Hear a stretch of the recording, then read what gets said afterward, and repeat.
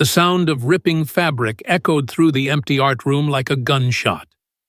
26-year-old Cassandra Pierce stood frozen as 3 senior boys surrounded her.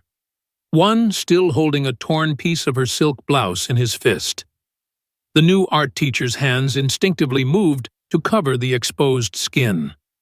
But her eyes remained steady, focused on the small lens hidden in her vintage brooch that was recording everything.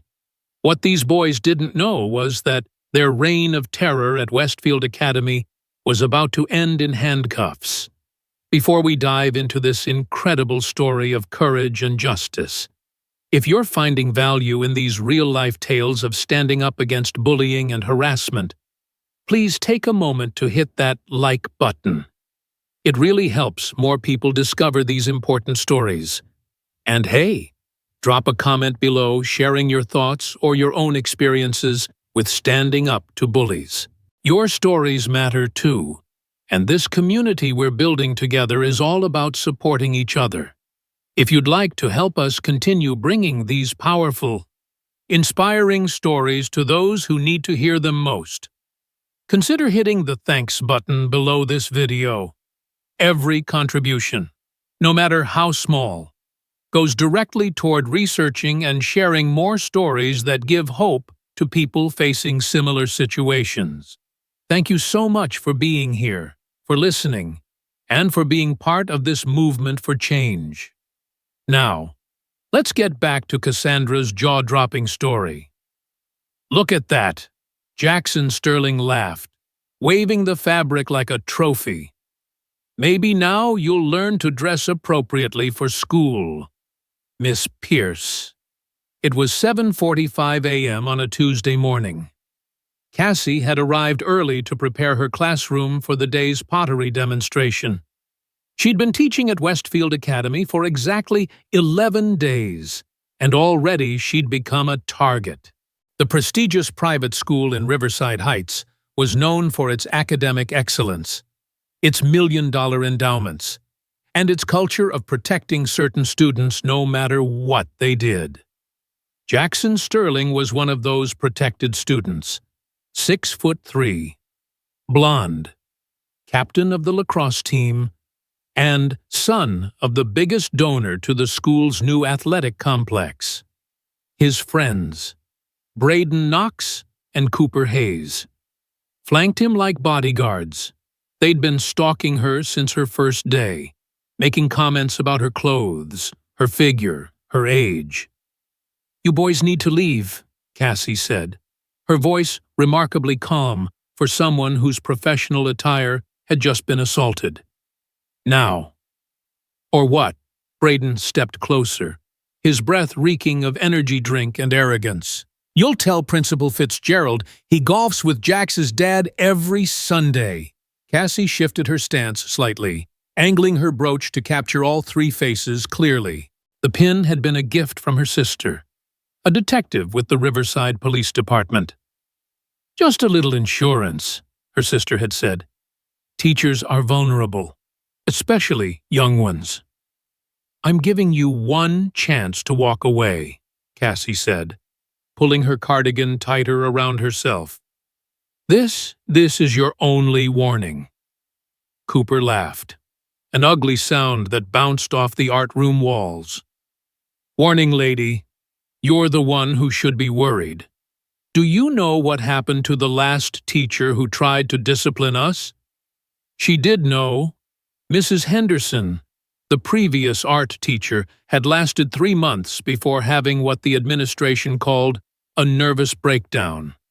The real story, whispered in the faculty lounge, involved harassment so severe she'd developed panic attacks and couldn't enter the building without shaking. "I'm not Mrs. Henderson," Cassie said simply. "No," Jackson agreed, his eyes traveling over her in a way that made her skin crawl. "You're younger, prettier, more fun to play with." The brooch captured it all, every leer, every threatening step forward, every moment of intimidation. But Cassie knew that wouldn't be enough. These boys were used to getting away with everything. She needed them to escalate, to do something undeniable. Fun? Cassie moved toward her desk, knowing they'd follow. Is that what you call destroying property and sexual harassment? Sexual harassment? Braden scoffed. We haven't even touched you. Yet, Cooper added with a smirk. Ripping my clothing is assault, Cassie stated, reaching for her phone on the desk. And I'm calling security. Jackson's hand shot out, knocking the phone from her grip. It clattered across the floor, sliding under the pottery wheel. No, you're not. For a moment, the room went silent except for the hum of the kiln in the corner. Cassie stood perfectly still, calculating. 3 of them. 1 of her. The door was blocked, but she wasn't panicking. She'd been preparing for this moment since she accepted the job. You know what your problem is, Jackson said, moving closer. You think you're special. You think because you're some hotshot artist from New York that you can come here and change things. But this is our school. Our rules. Cassie had indeed come from New York, leaving a successful career as a freelance artist to teach. What the boys didn't know was why she'd made that choice. They didn't know about her younger brother, who'd been bullied so severely in high school that he'd attempted suicide.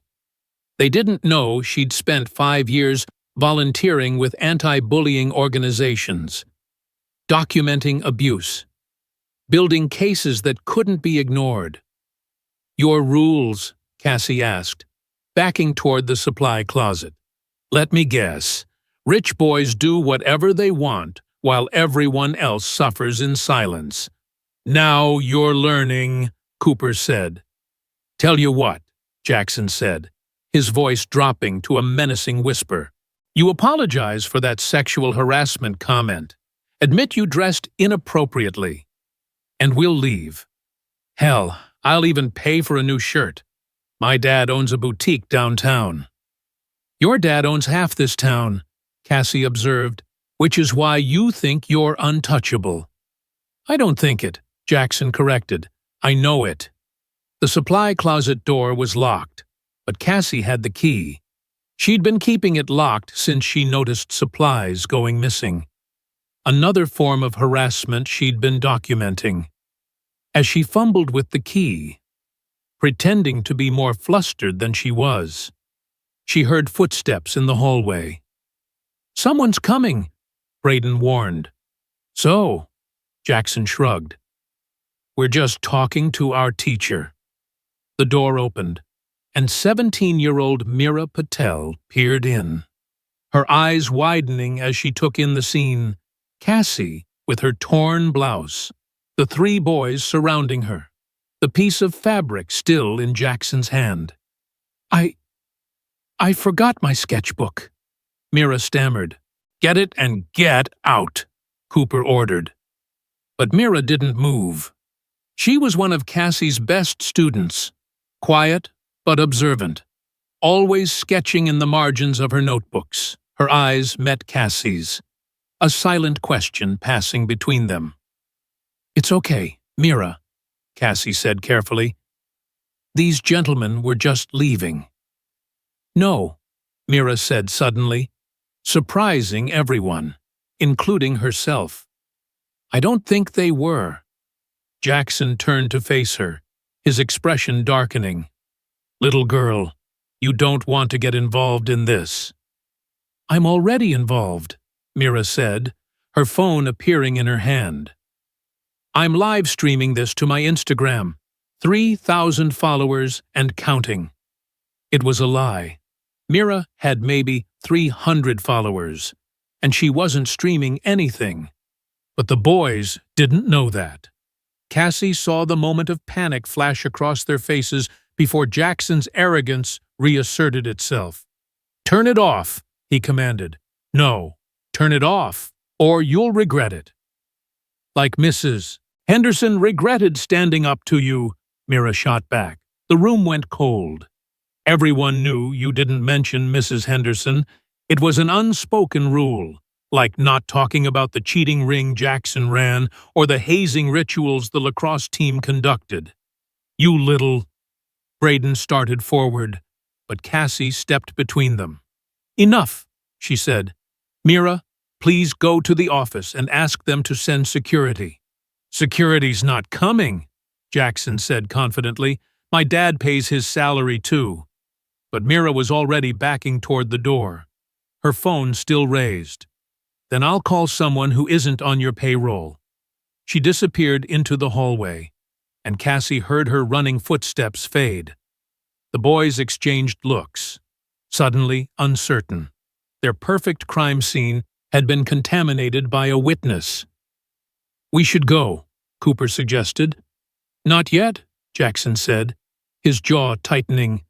"Not until she learns her lesson." He stepped toward Cassie, and she let him, making sure the brooch captured his face clearly. When he reached for her again, she was ready. "Don't touch me," she said clearly, "for the recording." "Or what?" He grabbed her wrist, his grip painful. "You'll add assault to your false accusations." The closet key was still in Cassie's other hand. She turned it quietly, hearing the lock click open behind her. "Last warning, Jackson." He laughed and tightened his grip. "You're not in a position to give warnings." That's when Cassie moved, in one smooth motion.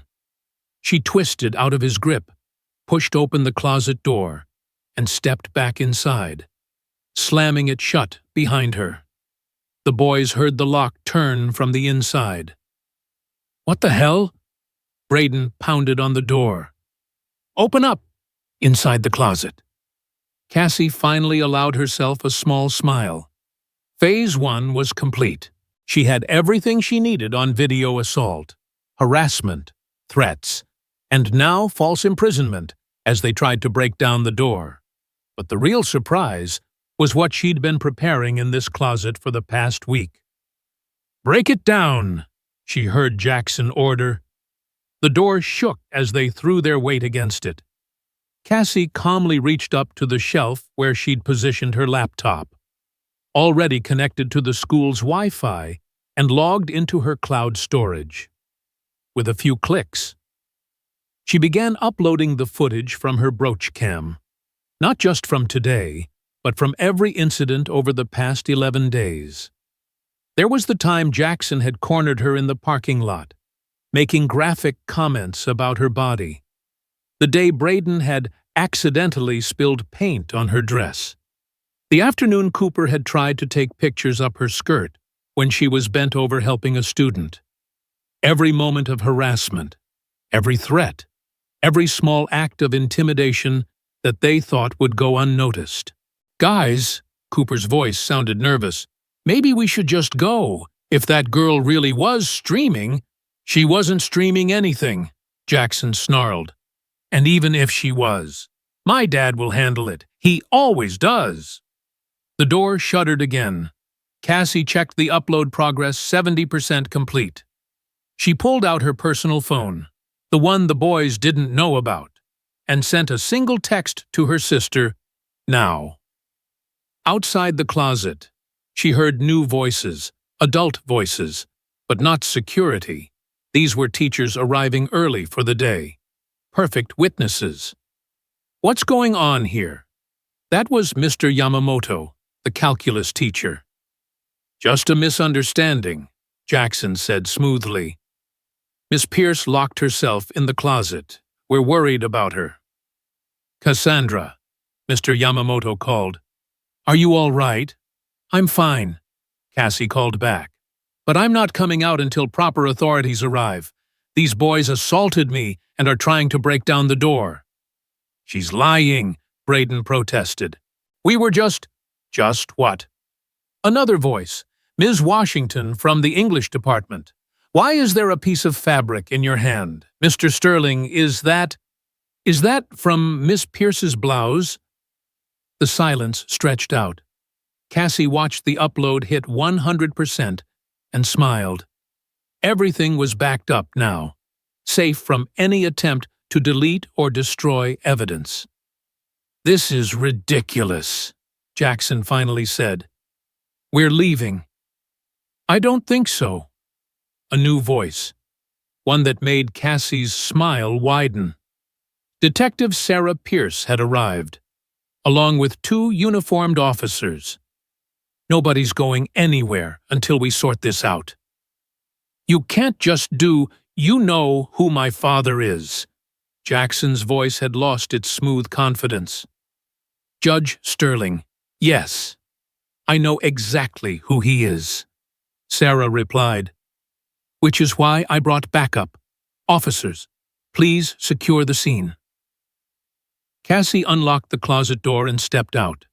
Her cardigan still clutched around her torn blouse. The art room was now crowded with teachers, officers, and the 3 boys who suddenly looked much younger and much more scared. "Cassie," Sarah said professionally, though her eyes showed concern for her sister, "do you need medical attention?" "I'm okay," Cassie assured her, "but I need to file a report for assault and attempted false imprisonment." "This is insane," Jackson exploded. "She's making it all up." "Right, guys." But Braden and Cooper were silent, their eyes fixed on the piece of fabric still clutched in Jackson's hand, damning evidence he'd forgotten he was holding. "There's something else," Cassie said, touching her brooch. "I've been documenting harassment from these 3 for the past 11 days. Everything is recorded and uploaded to a secure server." The room went completely silent. Even the other teachers looked shocked. They'd all known something was wrong, had seen the way certain male students treated female faculty. But nobody had ever fought back like this. "Recording without consent is illegal," Jackson tried desperately.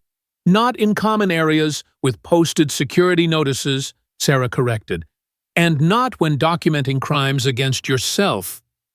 Principal Fitzgerald finally arrived, his face flushed and his tie askew. He took in the scene, his star students surrounded by police, his newest teacher with her clothes torn, his faculty watching everything with knowing looks. "What's the meaning of this?" he blustered. "Officers, I'm sure this is all a misunderstanding." "No misunderstanding." Sarah cut him off. "We have a victim, witnesses, physical evidence, and apparently extensive video documentation. These 3 are coming with us for questioning." "You can't arrest them," Fitzgerald protested. "They're minors. Their parents are already being notified," Sarah said, "and they're all 18. Legal adults, isn't that right?" "Boys." Jackson had just turned 18 2 weeks ago. His birthday party had been the social event of the season, attended by half the town's elite. Now that legal adult status was working against him. As the officers began reading them their rights, Mira reappeared in the doorway with half the student body behind her. Word had spread quickly through the school's social media networks. Everyone wanted to see the untouchable Jackson Sterling finally face consequences. "This isn't over," Jackson said to Cassie as an officer cuffed him. "My father will destroy you. You'll never teach again." Cassie met his gaze steadily. "Your father will be too busy trying to keep you out of jail to worry about me, and unlike you, I have nothing to hide."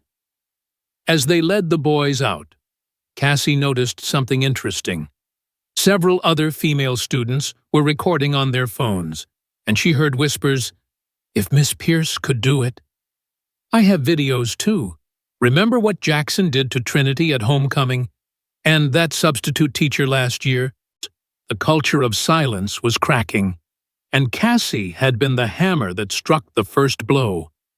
Principal Fitzgerald turned on her, his face purple with rage. "You've just declared war on the most powerful families in this town. Do you have any idea what you've done?" "My job," Cassie replied simply. "Creating a safe environment for students to learn." "Your job," he laughed bitterly. "Your job is whatever I say it is. And you're fired. Clear out your desk immediately." Actually, Mr. Yamamoto spoke up, surprising everyone. According to the teachers' union contract, she can't be fired without cause and due process. And I think we'd all be very interested to testify at any hearing about what we've witnessed here. Ms. Washington nodded. 11 days, and she's documented that much harassment. How many years have we all looked the other way? Other teachers were nodding too, shame and determination mixing on their faces. Fitzgerald looked around, realizing he was losing control of his faculty along with his students. "This conversation isn't over," he warned, then stormed out. Sarah lingered after the other officers left with the boys. "You okay? Really?" Cassie nodded, finally allowing herself to feel the adrenaline shaking through her system. "I knew what I was walking into when I took this job. Mrs. Henderson reached out to me through the anti-bullying network. She told me everything. And you came anyway. Because of what she told me. Someone had to stop them before they escalated even further." Cassie looked at the students still crowding the doorway. "And someone had to show these kids that standing up is possible." Mira pushed through the crowd, tears streaming down her face. "Miss Pierce, I'm sorry I lied about the live stream. You were brilliant." Cassie interrupted, pulling the girl into a hug. "And brave? That took real courage. They're going to come after me now." Mira whispered. "No," Cassie said firmly. "They're going to be too busy with legal proceedings. And besides, I think you'll find you have more support than you realize." Already, other students were surrounding Mira, offering protection, sharing their own stories. The spell of fear that had held Westfield Academy was breaking as the crowd finally dispersed, and first period approached. Cassie surveyed her art room. There was still broken pottery from where the boys had been throwing their weight against the door. Her torn blouse would need to be kept as evidence. But the morning sun was streaming through the windows, and for the first time since she'd arrived, the room felt peaceful. She walked to her desk and picked up her phone from where Jackson had knocked it. 17 missed calls, all from unknown numbers. The Sterling machine was already mobilizing, but Cassie had her own machines, the anti-bullying network, the union, and now a school full of students and teachers ready to speak truth. Her phone buzzed with a text from an unknown number. "You've made a powerful enemy. Judge Sterling doesn't forgive." Cassie deleted it without responding and opened her laptop instead. The uploaded videos were safe in 3 different cloud servers and a flash drive in Sarah's possession. But there was more work to do. She began typing an email to the school board, CCing the state education department and several reporters who covered education issues. Subject: systemic failure to protect students and faculty at Westfield Academy. As she typed, Mira knocked softly on the door frame. "Miss Pierce, I know class is about to start, but could you teach us how to do what you did, the documentation? I mean, a lot of us have stories, but we don't know how to make people listen." Cassie looked up at her student, then at the others gathering behind her. These kids had been living in fear, accepting harassment as the price of education at an elite school. But now they had hope. "Of course," Cassie said. "In fact, let's make that today's art project. We'll create visual documentation journals. Art as evidence, as resistance, as truth-telling." The bell rang for first period. Students filed in, buzzing with energy. Everyone had heard what happened. Everyone was choosing sides. And surprisingly, most were choosing hers. As Cassie stood to address her class, still wearing her torn blouse like a badge of honor, she noticed something. 3 empty seats where Jackson and his crew usually sprawled. But also, for the first time, every girl in the class was sitting up straight, making eye contact, taking up space. "Before we begin," Cassie said, "I want you all to know that what happened this morning is just the beginning. Change is coming to Westfield Academy. And if anyone experiences harassment, threats, or retaliation, you come to me. We document everything. We protect each other. We stand together." A hand shot up. Destiny Williams, usually too intimidated to speak. "Miss Pierce, what if they come back? What if their parents get them off? Then we'll be ready," Cassie promised. "With evidence, with witnesses, with the truth. The days of suffering in silence are over." Her phone buzzed again. This time it was Sarah. "Judge Sterling just called the chief. He's demanding your arrest for unlawful recording. Chief told him to pound sand. The prosecutor's already reviewing the videos. These boys are done." Cassie put her phone away and picked up a piece of chalk. On the board, she wrote, "Project Truth in Art, documenting our reality." "Now," she said, turning back to her students, "let's talk about how art can change the world." As her students leaned forward, eager to learn, Cassie thought about Mrs. Henderson, probably watching the news from her home in Minnesota, where she'd fled to heal. This was for her, for Trinity at homecoming, for the substitute teacher, for every girl who'd been told boys will be boys, for every woman who'd been told not to make waves. The waves were coming now, and Cassie Pierce was just getting started. But what she didn't know, what none of them knew yet, was that in Judge Sterling's home office across town, 3 more boys were meeting: Jackson's younger brother, his cousins, his teammates. They were watching the social media explosion, reading the supportive comments for Miss Pierce, seeing their empire of fear crumble. "She thinks she's won," one of them said. "She's wrong," another replied, pulling out his phone. "We just need to be smarter about it." They didn't know about the brooch camera. They didn't know Cassie's sister was a detective. They didn't know that every art room in the school was about to become a safe space for documentation and resistance.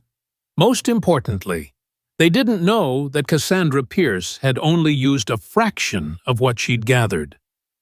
The real bombshell, the evidence that would bring down not just 3 bullies, but an entire system, was still waiting on her laptop, encrypted and ready. The war for Westfield Academy had only just begun. The video went viral at 2:17 p.m. on Thursday afternoon. Not the brooch cam footage that was still evidence in an ongoing investigation. This was something entirely different. Something that would shake Westfield Academy to its foundations. Cassie was teaching her 5th period ceramics class when phones started buzzing throughout the room. Students glanced at their screens, eyes widening, gasps escaping. Within minutes, the carefully controlled narrative that Judge Sterling had been spinning through his media contacts exploded. "Miss Pierce?" Destiny Williams held up her phone with a trembling hand. "You need to see this." On the screen was a TikTok video, already at 500,000 views and climbing. The caption read, "Westfield Academy's dirty secret, how deep does it go?" The video showed clear security footage from the school's own cameras. Timestamp from 6 months ago, Mrs. Henderson, the previous art teacher, cornered in a supply closet by not just Jackson Sterling, but 6 other male students. The audio was clear. The threats were explicit. And most damning of all, at the end of the footage, Principal Fitzgerald's voice could be heard, "Boys will be boys. Mrs. Henderson, perhaps if you dressed more conservatively, "Where did this come from?" Mira asked, though her eyes were already turning to Cassie with dawning realization. Cassie maintained her poker face. "I couldn't say, but whoever posted it clearly had access to the school's security system. What she didn't say was that Mrs. Henderson had given her the footage before leaving town. The traumatized teacher had managed to download it before Fitzgerald had the files deleted. But she'd been too broken, too scared to use it. She'd passed it to Cassie like a baton in a relay race for justice. "There's more," another student said, scrolling rapidly. "There are 12 videos, 12 going back 3 years. Each video showed similar scenes. Female teachers cornered, threatened, harassed. Female students subjected to locker room talks that crossed every line. And in several videos, adult voices dismissing, minimizing, covering up. The systematic protection of predators was laid bare for the world to see. Cassie's phone rang, Sarah's name on the screen. "You seeing this?" her sister asked without preamble. "My whole class is watching it spread in real time." Cassie confirmed. "The prosecutor just called an emergency meeting. The FBI might get involved. This could be federal civil rights violations. Can you come to the station after school?" "Of course!" Cassie noticed Principal Fitzgerald storming past her classroom windows, his face purple with rage, his phone pressed to his ear. "I think the aftermath is about to hit." She was right. The intercom crackled to life moments later. "All students and faculty are to report to the gymnasium immediately for an emergency assembly." As they filed out, Cassie felt a hand on her arm. Mr. Yamamoto stood beside her, his usually composed face showing raw emotion. "My daughter graduated from here 5 years ago," he said quietly. "She never told me, but I knew something happened her senior year. She changed, became quiet, withdrawn. Now I wonder." "It's not too late," Cassie told him. "These videos might give her and others the courage to speak up." The gymnasium was chaos. Parents who'd seen the videos were already arriving, some in tears, others in fury. The school board members present looked like they'd been hit by a truck. And, in the center of it all, Principal Fitzgerald stood at the microphone, trying desperately to regain control. "Please, everyone, settle down," he shouted. "These videos are being taken out of context. They're clearly edited, manipulated. That's school security footage," a mother yelled from the crowd. "Are you saying your own cameras lie? What I'm saying is..." He was cut off as the gym doors burst open. Jackson Sterling's younger brother, Preston, marched in with 5 other boys from the lacrosse team. They moved with purpose toward the microphone, and Cassie felt her instincts prickle. Something was about to happen. "Can I say something?" Preston asked, his voice carrying his brother's same entitled tone. The crowd quieted. Curious, Fitzgerald, grasping for any distraction, handed him the microphone. "Of course, Preston, please." Preston turned to face the crowd, his eyes scanning until they found Cassie. "My brother made mistakes," he began, "but he's being crucified by a teacher who came here with an agenda. Miss Pierce isn't some innocent victim. She's a plant, sent by radical feminist organizations to destroy traditional values at our school." Cassie almost laughed at the absurdity, but the scary thing was, some parents were nodding. The Sterling influence ran deep. "She deliberately entrapped my brother," Preston continued, warming to his theme. "Dressed provocatively, created situations where normal teenage boy behavior would seem inappropriate. Normal." Mira Patel stood up, her voice cutting through the gym. Your brother ripped her clothes off. That's normal to you. Sit down, Preston snapped. But Mira remained standing. And then another girl stood. Then another, soon. Dozens of female students were on their feet, silent but powerful. Preston's confidence wavered. This is exactly what I mean. She's turning students against each other. Creating division, no. A new voice from the crowd. Trinity Washington, captain of the debate team, stepped forward. She's giving us permission to tell the truth. And here's mine. Jackson Sterling assaulted me at homecoming. I reported it. Principal Fitzgerald told my parents I was confused, that I'd been drinking, I don't drink, and that pressing charges would ruin a good boy's future. The gymnasium erupted. More girls began speaking up, shouting their stories over the chaos. Parents turned on Fitzgerald with fury. Board members tried to restore order. And through it all, Cassie noticed Preston and his crew backing toward the exits, but they hadn't counted on Sarah Pierce and her fellow officers being stationed at every door. Going somewhere?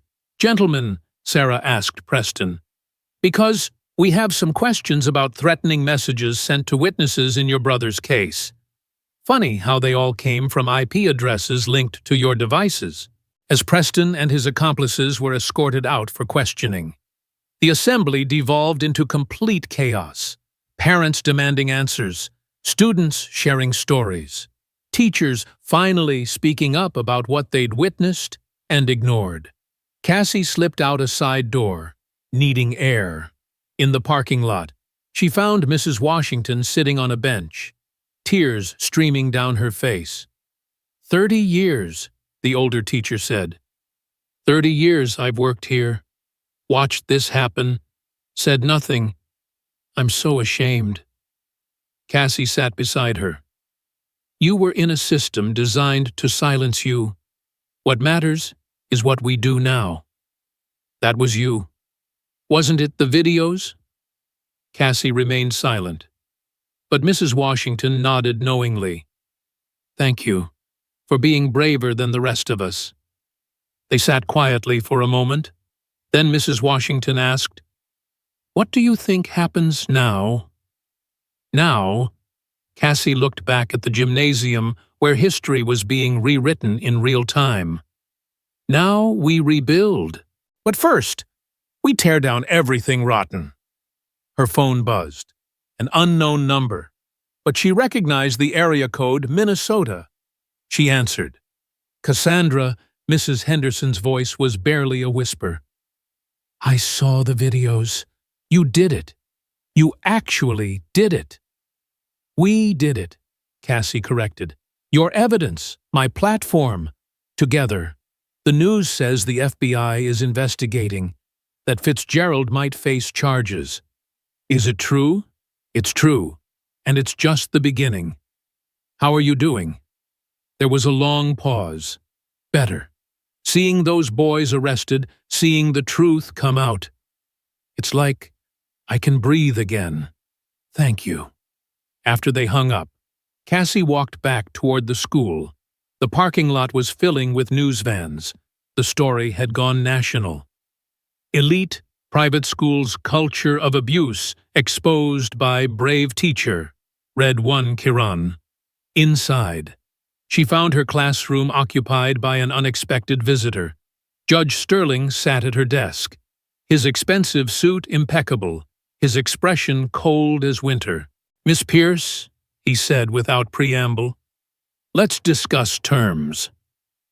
There are no terms, Cassie replied, staying near the door. Your son committed crimes. He'll face justice. Justice? Sterling laughed bitterly. You've destroyed my family, my reputation, everything I've built in this town. No, Judge, your son destroyed those things when he chose to assault women. You destroyed them when you chose to protect him instead of his victims. Sterling's composure cracked. $50,000. Cash. You leave town tonight. Drop all charges. Sign an NDA. No, 100,000. No amount of money will make this go away. Everyone has a price. Then I guess I'm not everyone.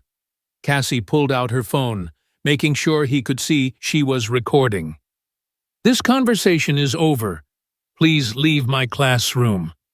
Sterling stood slowly, his facade finally crumbling completely. You think you've won. You have no idea what I'm capable of. I have judges who owe me favors, politicians in my pocket, and all of that means nothing when the FBI has video evidence of your son committing federal hate crimes. Cassie interrupted.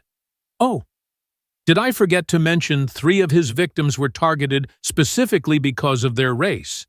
That makes it a federal case. Your local connections won't help you there. Sterling's face went white. He hadn't known about that aspect. Without another word, he fled the room. Cassie sank into a chair, exhaustion finally hitting her. It had been only 2 days since the confrontation in her classroom, but it felt like a lifetime. Her phone showed 57 missed calls from reporters, 17 from parents wanting to thank her, and 1 from the superintendent of schools. She called the superintendent back. Miss Pierce? Dr. Angela Morrison's voice was warm. I'm calling to inform you that the board has just voted unanimously. Principal Fitzgerald has been terminated effective immediately, and we're placing the entire administration under review. We'd like to offer you a position on the reform committee we're establishing. I appreciate that, but I'm a teacher. That's where I belong. I understand. But Cassandra, what you did here, it's going to change everything. Not just at Westfield, but at schools across the country. You've started something. After they hung up, Cassie looked around her art room. Tomorrow, her students would return. They would create, learn, grow all without fear for the first time in years. That was worth more than any committee position. A soft knock drew her attention. A young woman stood in the doorway, probably early 20s, nervous but determined. Miss Pierce, I'm Rebecca Martinez. I graduated from Westfield 3 years ago. I was one of Jackson's victims. No one believed me then, but maybe now. Come in, Cassie said gently.